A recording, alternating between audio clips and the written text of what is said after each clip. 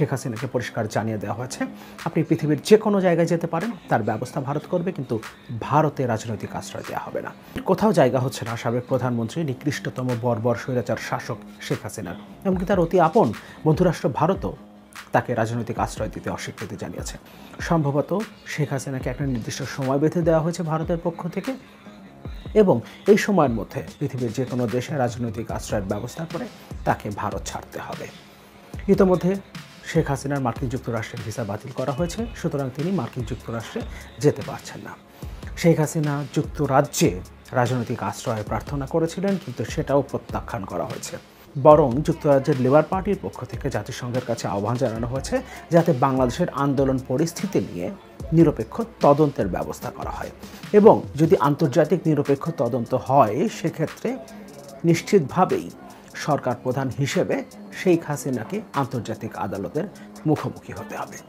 বিভিন্ন সূত্রে জানা যাচ্ছে শেখ হাসিনা এখন পর্যন্ত বেশ কয়েকটা দেশে রাজনৈতিক আশ্রয় প্রার্থনা করেছিলেন, এবং এখন পর্যন্ত প্রত্যেকটা জায়গা থেকে তার রাজনৈতিক আশ্রয়ের আবেদন প্রত্যাখ্যান করা হয়েছে। তাহলে কি শেখ হাসিনা এখন দেশে ফিরে আসবেন যদি তিনি পৃথিবীর কোথাও রাজনৈতিক আশ্রয় না পান? অনেকগুলো প্রশ্ন আসলে তৈরি হয়। ফলে শেখ হাসিনার ভবিষ্যৎ নিয়ে অনেকগুলো প্রশ্ন তৈরি হয়। তিনি কি পৃথিবীর কোনো দেশে রাজনৈতিক আশ্রয় পাবেন? যদি না পান তাহলে কি তিনি দেশে ফিরে আসবেন? দেশে ফিরে আসলে নিশ্চিতভাবেই তাকে গ্রেফতার করা হবে, সেক্ষেত্রে দেশের আইনে তার বিচার হবে। আবার যদি জাতিসংঘের তত্ত্বাবধানে একটা নিরপেক্ষ তদন্ত হয় সেক্ষেত্রে তিনি আন্তর্জাতিক আদালতের মুখোমুখি হবেন। দিল্লিতে শেখ হাসিনার সাময়িক অবস্থান নিয়ে ভারতের প্রতিক্রিয়া, যুক্তরাজ্যে রাজনৈতিক আশ্রয়ের আবেদন প্রত্যাখ্যান হওয়া, এবং যুক্তরাজ্য সরকারের জাতিসংঘের কাছে যে আবেদন তার প্রেক্ষিতে শেখ হাসিনাকে আন্তর্জাতিক আদালতের মুখোমুখি হতে হবে কিনা এ ব্যাপার নিয়ে দুটো রিপোর্ট আমরা একটু দেখি। যুক্তরাজ্যে আশ্রয় মেলেনি হাসিনার, জাতিসংঘের কাছে আন্দোলন পরিস্থিতি তদন্তের আহ্বান লেবার সরকারের। বাংলাদেশ থেকে পদত্যাগ করে ভারতে পালিয়ে যাওয়ার পর শেখ হাসিনার জন্য কঠিন দিন শুরু হয়েছে। ইতোমধ্যেই তার রাজনৈতিক আশ্রয়ের আবেদন প্রত্যাখ্যান করেছে যুক্তরাজ্য। অন্যদিকে দেশটির সরকার জাতিসংঘের কাছে বাংলাদেশের সাম্প্রতিক পরিস্থিতি তদন্তের দাবি জানিয়েছে। দিল্লিতে পৌঁছানোর পর ইউরোপ বা উপসাগরীয় অঞ্চলগুলোতে হাসিনার জন্য বিকল্প রাজনৈতিক আশ্রয়ের চেষ্টা চলছে। ঢাকায় নতুন শাসনের উত্থানের মধ্যে হাসিনাকে সাময়িক আশ্রয় দেওয়ার এক ধরনের অস্বস্তিতে পড়েছে ভারত। এ খবর দিয়েছে দ্য টেলিগ্রাফ অনলাইন। এতে বলা হয়, গত সোমবার পদত্যাগ করে বাংলাদেশ থেকে পালিয়ে ভারতের দিল্লিতে পৌঁছান শেখ হাসিনা। তার সঙ্গে তার ছোট বোন রেহানাও ছিলেন। তবে হাসিনা ভারতের কোথায় অবস্থান করছেন সে বিষয়টি এখনও নিশ্চিত করে জানা যায়নি। ভারতের পররাষ্ট্রমন্ত্রী এস জয়শঙ্কর হাসিনা কোথায় আছেন বা তার পরবর্তী পদক্ষেপ কী সে বিষয়ে কোনো ইঙ্গিত দেন। 5ই আগস্ট কারফিউ ভেঙে ঢাকায় লাখ লাখ বিক্ষোভকারী জড়ো হতে থাকে। জয়শঙ্কর বলেছেন, আমাদের ধারণা নিরাপত্তা বাহিনীর কর্মকর্তাদের সাথে বৈঠকের পর পদত্যাগের সিদ্ধান্ত নেয় হাসিনা। খুব অল্প সময়ের মধ্যে ভারতে প্রবেশের অনুমতি চেয়েছিলেন তিনি।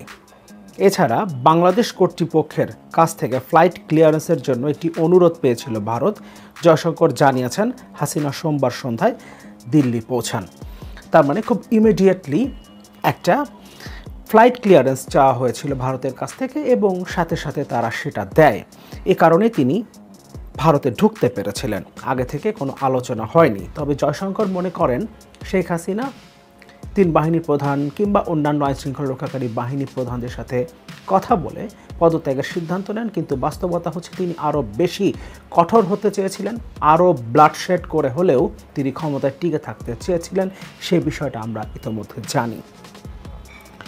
ভারত কি বলছে? বিবিসি বাংলা একটা রিপোর্ট করেছে, যেটা হেডলাইন, যেখানে খুশি যান, ভারতে না এলেই হলো। এখানে বলা হচ্ছে, সোমবার সন্ধ্যায় এক অভূতপূর্ব পরিস্থিতিতে শেখ হাসিনাকে নিয়ে বাংলাদেশ এয়ারফোর্সের একটি সামরিক বিমান দিল্লির উপকণ্ঠে অবতরণ করার পর যে সংকট সৃষ্টি হয়েছে তার জন্য দিল্লি একেবারেই প্রস্তুত ছিল না। বস্তুত এই অপ্রত্যাশিত পরিস্থিতি ভারত সরকারকে এতটাই অপ্রস্তুত ও হতচকিত করেছে যে বাংলাদেশের পরিস্থিতি নিয়ে আনুষ্ঠানিক একটি বিবৃতি দিতেও তারা 24 ঘন্টারও বেশি সময় নিয়েছে। অথচ এই সময় পার্লামেন্টের অধিবেশন চলছিল, যেখানে সরকার প্রতিটি ছোট বড় ঘটনা নিয়ে জবাবদিহি করতে বাধ্য থাকে। সোমবার রাতে প্রধানমন্ত্রী নরেন্দ্র মোদীর সভাপতিত্বে ক্যাবিনেটের নিরাপত্তা বিষয়ক কমিটি বাংলাদেশ নিয়ে আলোচনা করতে জরুরি বৈঠকে বসে। সেখানে পররাষ্ট্রমন্ত্রী জয়শঙ্কর, স্বরাষ্ট্রমন্ত্রী অমিত শাহ, অর্থমন্ত্রী নির্মলা সীতারামন সহ সিনিয়র কর্মকর্তারা সবাই উপস্থিত ছিলেন। বাংলাদেশ নিয়ে ভারত ঠিক কী করবে ওই বৈঠকে সে ব্যাপারেও কোনো নির্দিষ্ট সিদ্ধান্ত নেওয়া হয়নি। এমনকি বিবিসি জানতে পেরেছে, শেখ হাসিনা যতটুকু সময় দিল্লিতে থাকুন, প্রধানমন্ত্রী নরেন্দ্র মোদী তার সঙ্গে প্রকাশ্যে সাক্ষাৎ করবেন কিনা অথবা করলেও সেই বৈঠকের কথা প্রকাশ করা হবে কিনা সে ব্যাপারেও এখনও কোনো সিদ্ধান্ত নিয়ে ওঠা যায়নি। অথচ শেখ হাসিনা নিজে এই দেখা করার ব্যাপারে আগ্রহ প্রকাশ করেছিলেন। শেখ হাসিনা ভারতে যাওয়ার পর পালিয়ে যেতে ভারত সঙ্গে সঙ্গে তিনি সংক্ষিপ্ত জবাব দেন, যেখানে খুশি যান, ভারতে না এলেই হলো। বাংলাদেশের রাজনৈতিক সংকটের জেরে শেখ হাসিনাকে ভারতে পালিয়ে আসতে হলে সেটা নিয়ে যে দিল্লিতেই একটা প্রবল দ্বিধাদ্বন্দ্ব কাজ করবে তা তার ওই মন্তব্যেই স্পষ্ট ছিল। দিল্লির থিঙ্ক ট্যাঙ্ক ICS এর সিনিয়র ফেলো তথা বাংলাদেশ গবেষক শ্রুতি পটনায়ক এই কথাটাই আবার বলছেন একদম চাছাছোলা ভঙ্গিতে। আমি ব্যক্তিগতভাবে মনে করি শেখ হাসিনা যদি ভারতে রাজনৈতিক আশ্রয় চান, তাহলেও ভারতের উচিত হবে না সেটা মঞ্জুর করা। এদিন একটি সাক্ষাৎকারে তিনি বলেছিলেন, ডক্টর পটনায়ক যুক্তি দিচ্ছেন, বাংলাদেশের সম্প্রতি সরকারের বিরুদ্ধে যে তীব্র আন্দোলন হয়েছে তার একটা স্পষ্ট মাত্রা ছিল ভারত বিরোধিতা।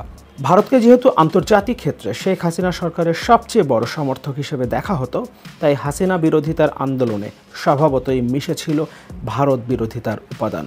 এই পটভূমিতে ভারত যদি তাকে এখন রাজনৈতিক আশ্রয় দেয়, সেটা একটা ভুল বার্তা দেবে এবং বাংলাদেশের ভেতরে ভারত বিরোধিতাকে আরও উস্কে দেবে, এটা মিস্টার পটনায়ক বলেছিলেন। একই রকম কথা বলেছেন শ্রীজাদা দত্ত। নির্বাচনের আগে নিশ্চয়ই তার বিভিন্ন স্টেটমেন্ট আমরা দেখেছি এবং নির্বাচনের পরেও তার বক্তব্য। ভারতের অভ্যন্তরীণ নিরাপত্তার জন্য শেখ হাসিনাকেই বাংলাদেশের ক্ষমতায় থাকতে হবে, এ ধরনের মন্তব্য তিনি সে সময় করেছিলেন। যদিও কিছু সমালোচনাও তিনি করেছিলেন এবং নির্বাচনটা যে সুষ্ঠু হয় নাই, এমনকি 2018 সাল 14 সালের নির্বাচন নিয়ে তিনিও প্রশ্ন তুলেছিলেন। কিন্তু তারপরও তিনি বলেছিলেন শেখ হাসিনাই ক্ষমতায় থাকতে হবে, কারণ সেটাই ভারতের নিরাপত্তা নিশ্চিত করবে। তিনি এখন তার বক্তব্য পরিবর্তন করে ফেলেছেন এবং এখন তিনিও মনে করছেন, এখন শ্রীজাদা দত্তও মনে করছেন শেখ হাসিনাকে ভারতে আশ্রয় দেওয়া যাবে না এবং যতক্ষণ তিনি ভারতে থাকবেন সেটা ভারতের জন্য খুব স্বস্তিকর কোনো বিষয় নয়। ফলে তাকে অতি দ্রুত জবাব দিয়ে দেওয়া দরকার, আপনি কোনো একটা জায়গায় আপনার নিরাপদ একটা আশ্রয় খুঁজে নিন, আপনাকে ভারত ছাড়তে হবে। রিপোর্টের বাকি অংশটা পড়ছি না। মূল বিষয় হলো শেখ হাসিনা এখন পৃথিবীর কোথাও জায়গা পাচ্ছেন না। ইতিমধ্যে মার্কিন যুক্তরাষ্ট্রের ভিসা ক্যান্সেল হয়ে গেছে, যুক্তরাজ্য তাকে আশ্রয় দিচ্ছেন, ইউরোপের আরও অনেকগুলো দেশে চেষ্টা করা হয়েছে, তার রাজনৈতিক আশ্রয়ের জন্য আবেদন করা হয়েছে, কিন্তু সেগুলো অধিকাংশই প্রত্যাখ্যান করা হয়েছে এবং বাকি জায়গাগুলো থেকে কোনো রিপ্লাই আসেনি। তার মানে তিনি ইউরোপে যেতে পারছেন না, যুক্তরাষ্ট্রের ভিসা নেই এবং ভারতও তাকে যত দ্রুত সম্ভব সে দেশ ছেড়ে যেতে বলছে। সুতরাং তিনি ভারতেও আশ্রয় পাচ্ছেন না এবং সম্ভবত এ ধরনের পরিস্থিতিতে চীন, রাশিয়া, উত্তর কোরিয়াও শেখ হাসিনাকে আশ্রয় দেবে না। ফলে এমনটা হতে পারে তিনি মধ্যপ্রাচ্যের কোনো একটা দেশে চলে যেতে পারেন অথবা তাকে দেশে ফিরে আসতে হতে পারে।